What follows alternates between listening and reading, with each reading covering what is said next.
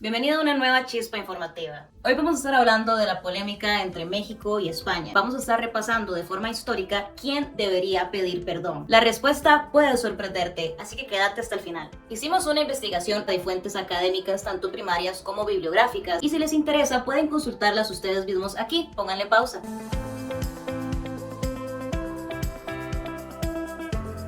Bueno, comencemos por lo que generó esta controversia. Por eso nosotros decimos que la disculpa pública frente a atrocidades del pasado engrandece a los pueblos. No es meter debajo de la alfombra un hecho como estos, sino decir ocurrió y no queremos que vuelva a ocurrir.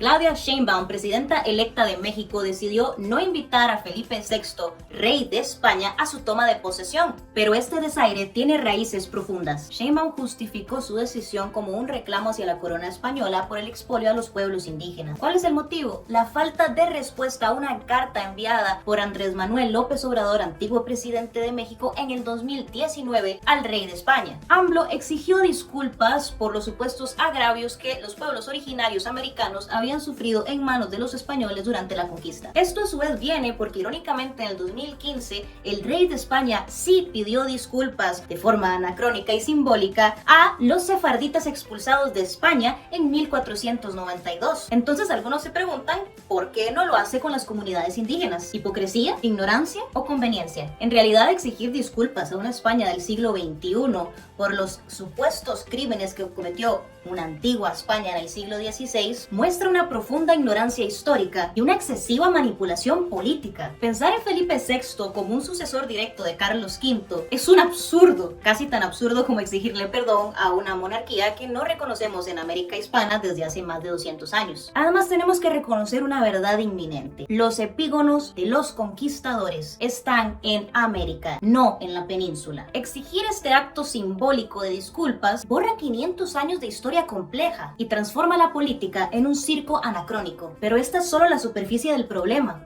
La conquista no fue un evento unilateral, donde todos los españoles eran malos y todos los indígenas eran buenos. Hubo violencia, por supuesto, pero muchas veces también esta violencia fue entre bandos indígenas. Y también hubo muchísimas instancias de diplomacia con los españoles. Como bien lo documenta Miguel León Portilla en La visión de los vencidos, un clásico, es evidente que la llegada de Cortés en 1519 fue una desencadenante de un proceso que también involucró decenas de pueblos de indígenas aliados con los españoles. El mismo Hernán Cortés relata en sus cartas de relación cómo los tlaxcaltecas y los totonacas veían a los mexicas como unos opresores y se unieron a él para destruirlos. Por supuesto, esas alianzas indígenas fueron decisivas para el éxito de la conquista y el asentamiento de esta sociedad hispana. Y esta relación no terminó para nada con la caída de Tenochtitlan. Por ejemplo, muchos pueblos indígenas veían en la figura del rey de España como un defensor de sus derechos frente a los abusos de los criollos y los encomenderos. El historiador Brian P. Owensby argumenta que los indígenas utilizaron diferentes tribunales virreinales para proteger sus tierras y sus recursos contra los encomenderos y corregidores.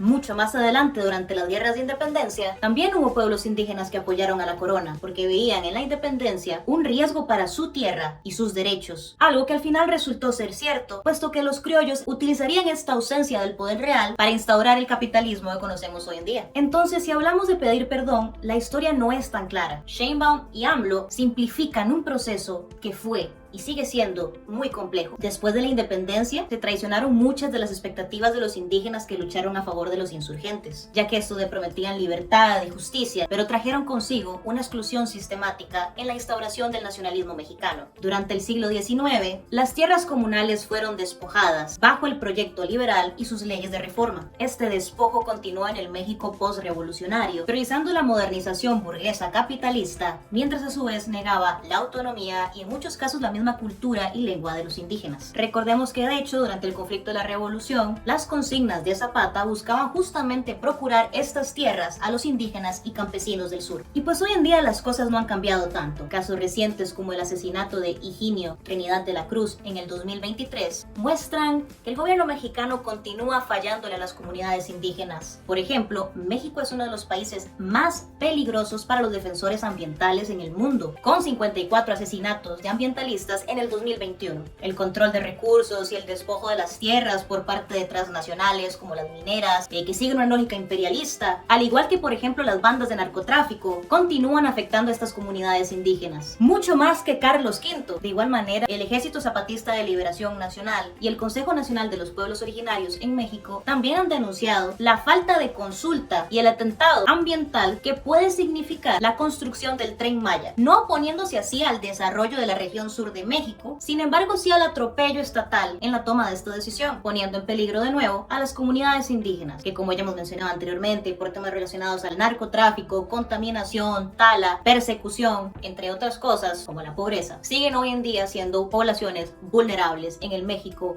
independiente, 200 años después. Entonces, ¿quién debería pedir perdón? La respuesta es evidente. No es un rey al cual ya no reconocemos hace 200 años, el culpable de todo esto, ni mucho menos uno que murió hace 500 años. El culpable es el gobierno de México hoy, como también lo son los diferentes gobiernos de América independiente. Dejemos de buscar responsables hace 500 años en el pasado y empecemos a exigirle a nuestros gobernantes un gobierno responsable, que por 200 años no lo han hecho. La historia no es un juego de buenos y malos. Estas lecturas son simplistas, infantiles y maniqueas. Simplificar todo este proceso de construcción de la civilización hispanoamericana con una disculpa anacrónica y simbólica es ignorante, pero también es peligroso. Mientras estamos señalando a una España antigua de hace 500 años como el culpable, pasamos por alto como el gobierno de México postvirreinal y todos los gobiernos hispanoaméricos posteriores a la independencia han perpetuado la exclusión y la explotación que dicen ellos combatir. Estamos hablando que el gobierno mexicano invita a líderes indígenas de forma simbólica a la toma de posesión para limpiarse la cara que no está logrando proteger a activistas y dirigentes. Claro, invita de forma simbólica, pero permite que dirigentes ambientalistas e indígenas continúen siendo asesinados de forma impune. Y no se avecina ninguna salida a esto. Pero volviendo un poco a nuestra historia, nos guste o no, somos herederos de una historia mestiza, compleja y conflictiva. A un nivel más profundo,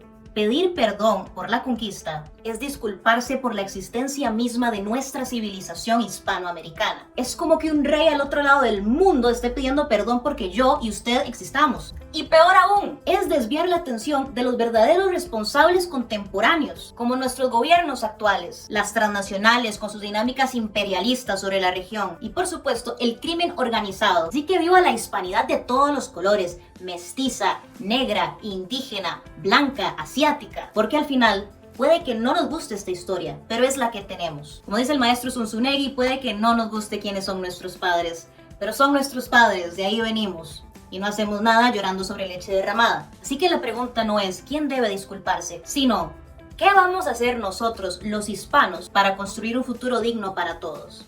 Ya que parece ser que el proyecto de las élites desde hace 200 años no ha servido para nada.